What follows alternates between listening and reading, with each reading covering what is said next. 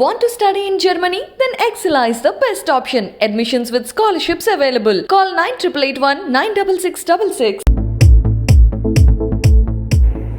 12 రోజు ఈవినింగ్ మధ్యాహ్నం evening 5 o'clock వచ్చేసి అతను కంప్లైంట్ ఇవ్వడం జరిగింది. అప్పటికి ఆమెను తీసుకెళ్లి హాస్పిటల్ చేంజ్ చేయించడం, ఆమె కండిషన్ సీరియస్ ఉండడం వల్ల 5 o'clock వచ్చి కంప్లైంట్ ఇవ్వడం జరిగింది.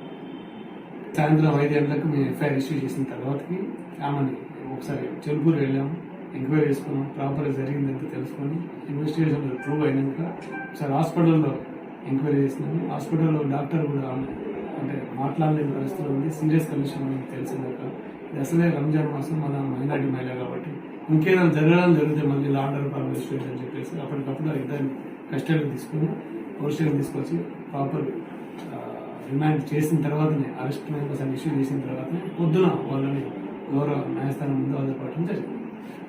11వ తారీఖు రాత్రి 11th April 2023 నైట్ జరిగింది. ఇది ఆమె ఎండి సుల్తానా 42 years అనే ఒక లేడీ ఆ గ్రామ సర్పంచ్ మరియు వార్డు మెంబర్ విపరీతంగా వేధిస్తున్నారని చెప్పేసి వాళ్ళ జీవనోపాధి అయిన ఒక చికెన్ సెంటర్, ఆ గ్రామ పంచాయతీ పరిధిలో చికెన్ సెంటర్ తీసేయమని పలుమార్లు బెదిరించటం, ఆమెని ఇంటికెళ్ళి ఆ రోజు రాత్రి ఇంటికెళ్ళి ఆమె ఇబ్బంది పెట్టారని చెప్పేసి దానికి తెల్లారి ఆమె వెళ్ళి నన్ను ఇబ్బంది పెట్టద్దు, నేను ఒక 6 months తర్వాత ఈ డబ్బా తీసేస్తా, అప్పటి వరకు నా అప్పులు తీరుతాయని చెప్పేసి ఆమె మాట్లాడినా కూడా ఆ గ్రామ సర్పంచ్ మరియు వార్డు మెంబర్ ఇద్దరు కలిసి ఆమెని ఖచ్చితంగా డబ్బా తీసేస్తామని చెప్పేసి వేధించడం వల్ల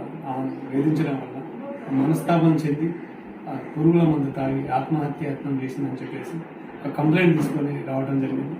దానికి ఇమీడియట్లీ ఒక ఎఫ్ఐఆర్ ఇష్యూ చేసి దాన్ని ప్రాపర్గా ఎంక్వైరీ చేసిన అప్పుడు డాక్టర్ ఆమె పరిస్థితి సీరియస్ కండిషన్ ఉందని తెలియదు.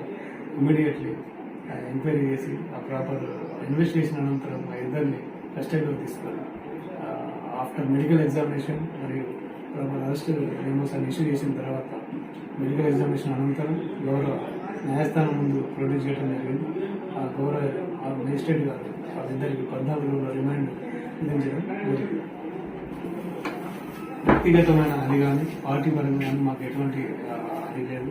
ఒక వ్యక్తి వాళ్ళ అమ్మ ఒక మహిళ, ముస్లిం మైనారిటీ మహిళ ఈ రంజాన్ మాసం ఒక ఇద్దరి వేధింపుల వల్ల పురుగుల మందు తాగి అపస్మారక స్థితిలో ఉంది హాస్పిటల్లో అని చెప్పడం వల్ల ఇమీడియట్లీ ఎఫ్ఐఆర్ ఇష్యూ చేసి ఎంక్వైరీ చేసి ప్రాపర్ ఎంక్వైరీ అనంతరం ఇన్వెస్టిగేషన్ అనంతరం మాత్రమే వాళ్ళని రిమాండ్ పంపించడం జరిగింది.